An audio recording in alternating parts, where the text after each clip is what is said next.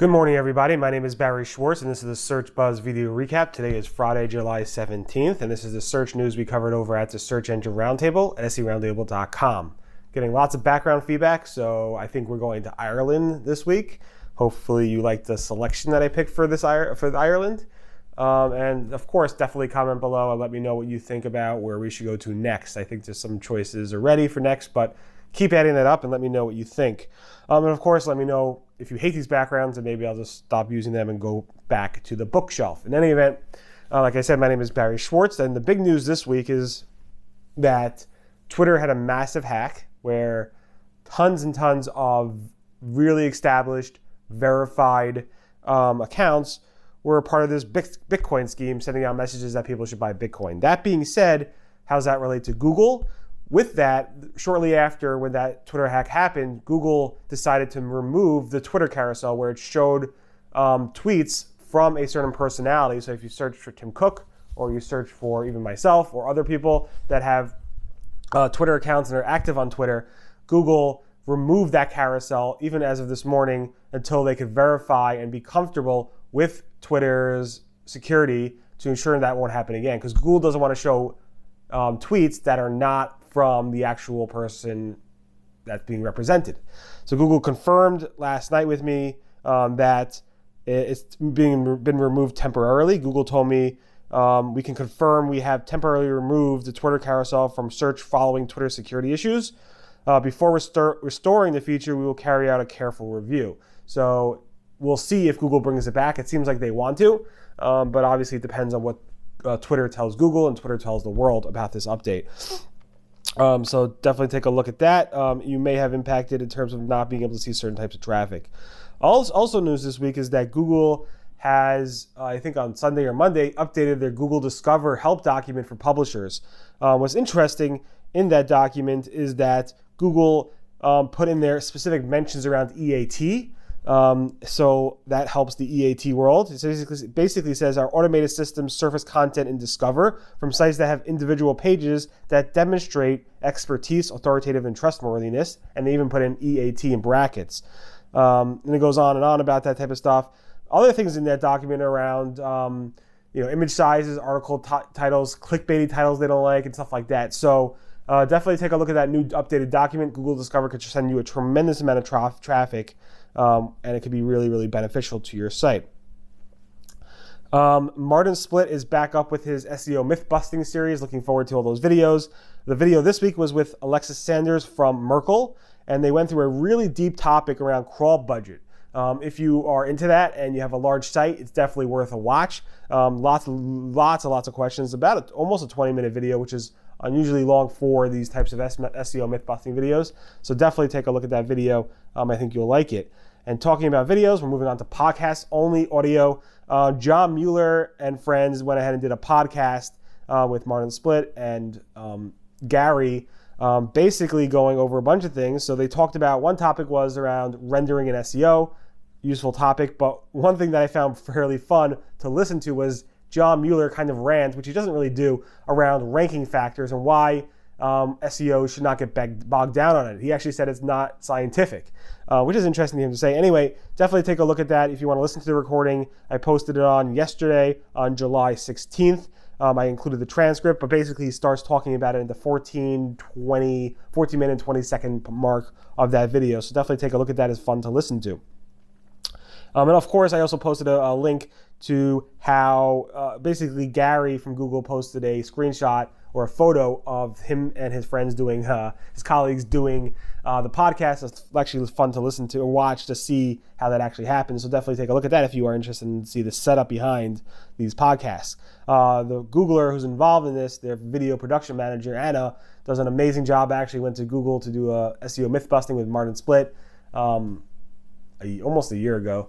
Not even, several months ago. And she's incredibly detailed, and it's very interesting to see how Google's audio video producer actually handles this.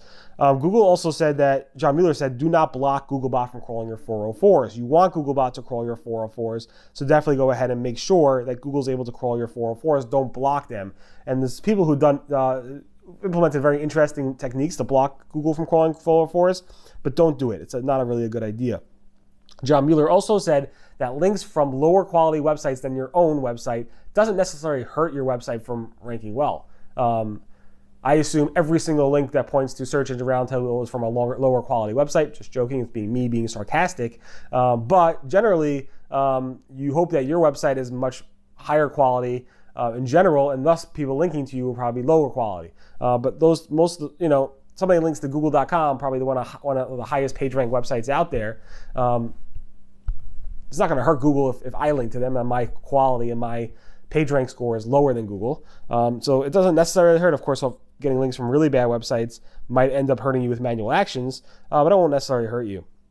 Google seems to be pruning how often they're showing rich results and how-to schema and other around rich results. Rank Ranger's tool for tracking this shows a significant drop from showing rich results. So on June 20th, they showed about 25% of what they track had rich results. 25% of the queries of what they track have rich results on that page.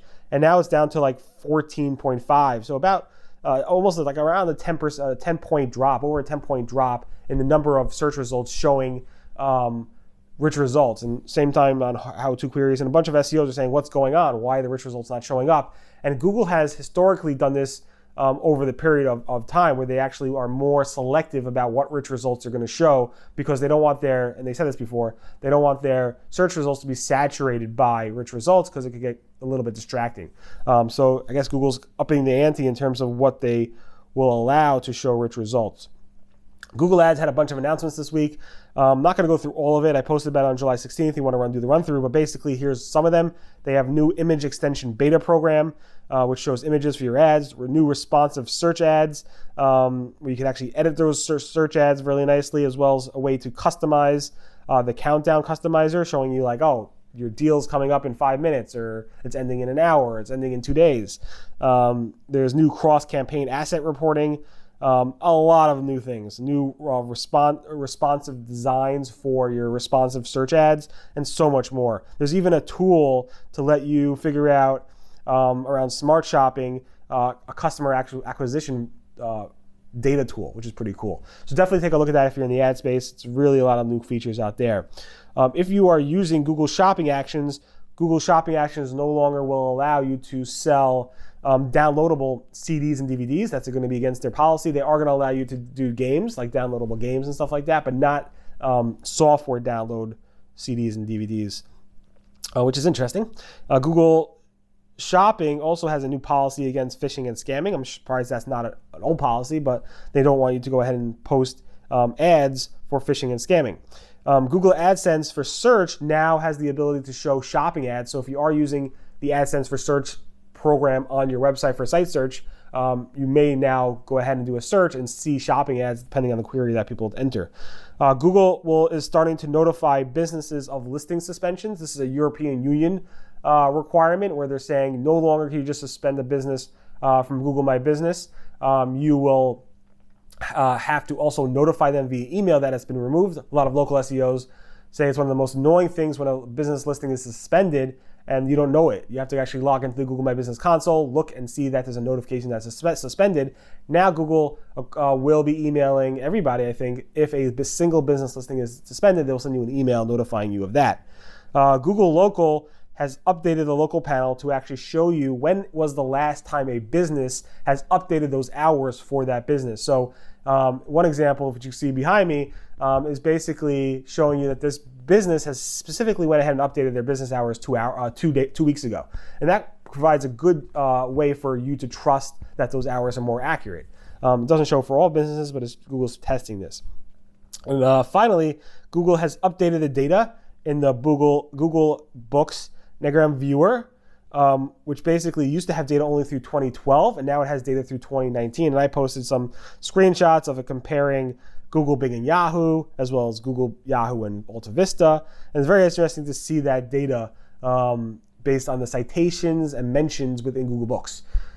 Just interesting. It might be good keyword data for you. Think about it that way. Any event, thank you so much for listening to the Search Buzz video recap.